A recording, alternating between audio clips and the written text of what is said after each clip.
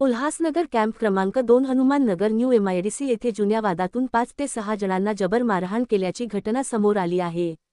ही घटना रात्री 10 ते 11 या दरम्यान घडली असून नशेडी आणि मद्यपान केलेले 10 ते 12 जणांच्या टोळक्याने बेदम मारहाण केली आहे। 14 वर्षीय आर्यन जयस्वाल हा आपल्या भावाला वाचवण्यासाठी गेला असता त्यालाच धारदार शस्त्राने डोक्याला आणि पाठीला वार करून जखमी केले आहे।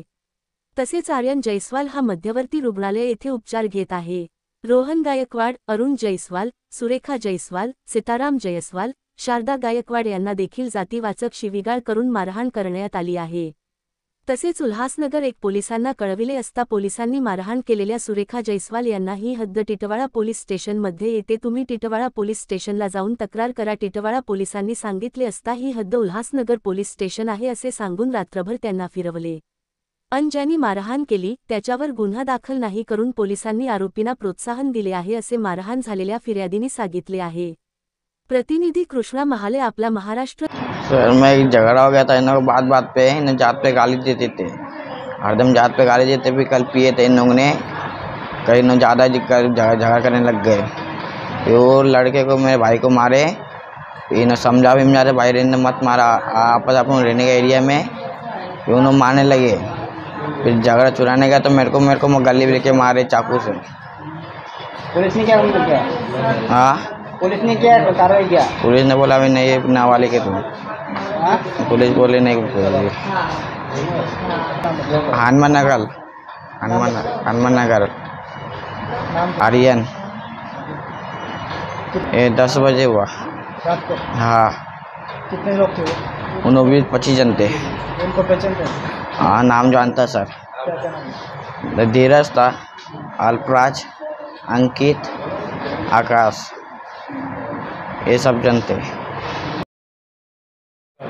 हे 3 महिन्यापासून आहे ना जातीवर शिव्या देतात चांभार लोक। म्हणजे चांभार म्हणजे आपल्या जेबी मॉलेमध्ये येतात भया लोकांमध्ये, तर ते आम्हाला शिवीगाळ करतात आणि यांना पण शिवीगाळ, यांना को गाडे घेऊन जाणार या मारणार, मग यांना को जाताना त्यांना दगड मारतात, कचडे टाकतात आणि त्यांच्यावर म्हणजे ना असं ना लईच आत केलंय, नुसतं भांडण्याचं खोड काढतात ते पोरं। आणि ते म्हणजे एक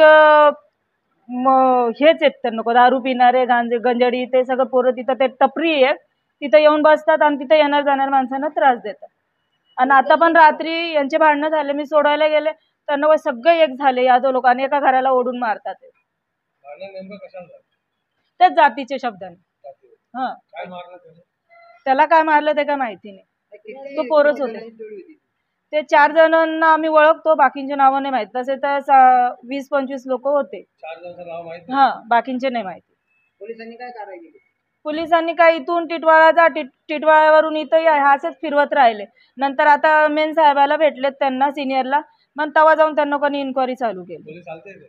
आलते, बयान घेतले, म्हणले लहान लेकरू आहे त्याचं कायच काय होणार आहे, म्हणून त्यांचं काय झालं नाही। आणि नानाबाबू साहेबांना घेऊन मी तिथं गेले, त्या अध्यक्ष साहेबांना घेऊन, तर मग त्या सिनियर साहेबाशी बोलले, त्याच्यानंतर कारवाई चालू झाली। रात्रीपासून काहीच कारवाई नव्हती, आम्हाला आतमध्ये जाऊ सुद्धा दिलं नाहीये। ती आई आहे, तिला जाऊन द्यायला पाहिजे, तर मी मामी लागते, मला जाऊन द्यायला पाहिजे। ह्यांच्या पोराला मारलं, त्यांना पण नाही जाऊन दिलं त्यांनी।